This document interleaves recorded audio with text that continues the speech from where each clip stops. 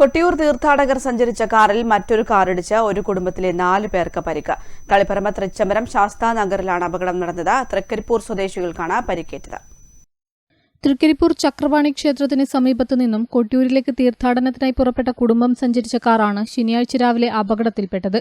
2 കാറുകളിൽ സഞ്ചരിച്ച സംഘം തൃച്ചംബരം ക്ഷേത്രത്തിലെ ദർശനത്തിനുശേഷം കൊട്ടിയൂരിലേക്ക് പുറപ്പെട്ട് തൃച്ചംബരം കിഴക്ക് ശാസ്താനഗർ ബസ് ഷെൽട്ടറിന് സമീപം എത്തിയപ്പോൾ എതിരെ തെറ്റായ ദിശയിൽ വേഗതയിൽ വന്ന കാർ ഇടിക്കുകയായിരുന്നു.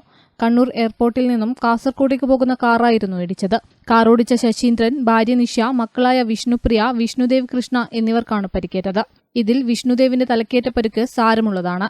പരിക്കേറ്റവരെ ആദ്യം തളിപ്പറമ്പ് ലൂർദ് ആശുപത്രിയിലും പിന്നീട് കണ്ണൂർ മിംസ് ആശുപത്രിയിലേക്കും മാറ്റി.